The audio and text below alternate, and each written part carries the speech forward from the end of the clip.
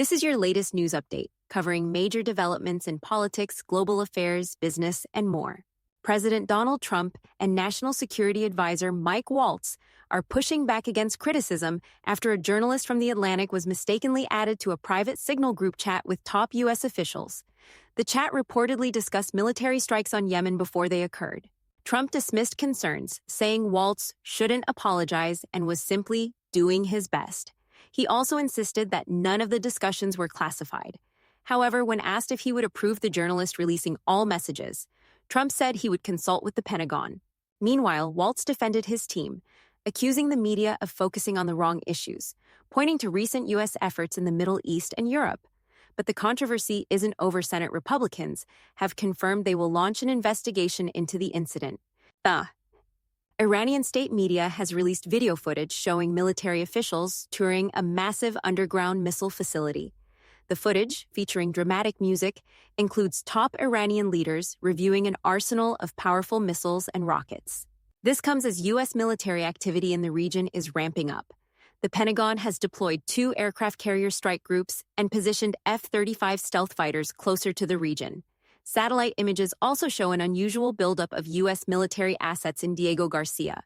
While some speculate this show of force is related to recent strikes in Yemen, others suggest it could be a warning to Iran, especially as President Trump pressures the country to abandon its nuclear program. The administration has reportedly warned Iran that failure to negotiate could result in military action.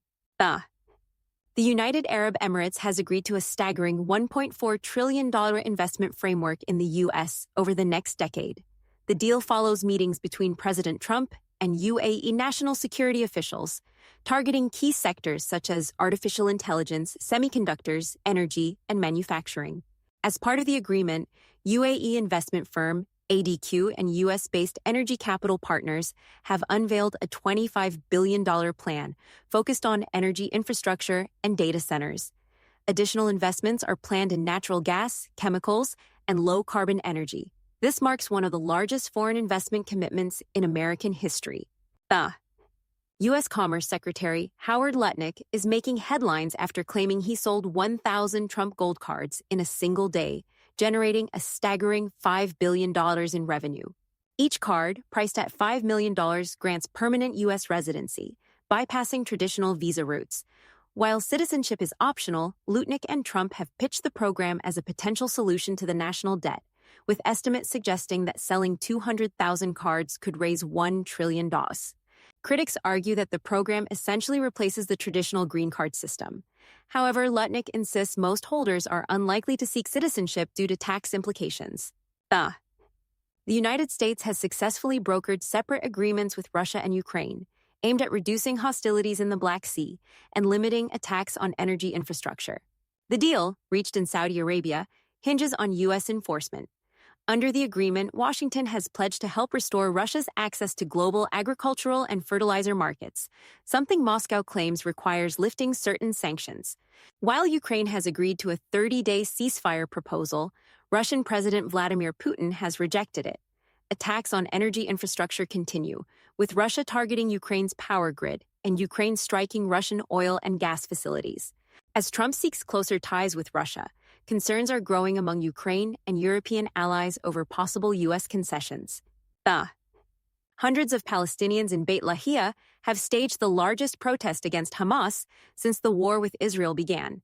Demonstrators chanted, "Out, out, out, Hamas out," and "Down with Hamas rule," before armed militants dispersed the crowd. The unrest followed Israel's evacuation order in response to rocket attacks from Islamic Jihad. The ceasefire has collapsed, and Israel has resumed military operations, blaming Hamas for rejecting a U.S.-backed proposal. Protesters are calling for Hamas to step down, accusing the group of failing to protect civilians. Hamas has yet to comment.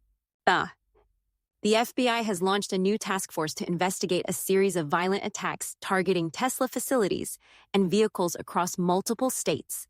Labeling the incidents as domestic terrorism, the agency is working with the ATF to track down suspects. FBI Director Kash Patel vowed that those responsible will be caught and brought to justice. Recent attacks include arson, Molotov cocktails, and gunfire targeting Tesla stores and charging stations. CEO Elon Musk called the attacks acts of terrorism and warned that Tesla owners are also being harassed.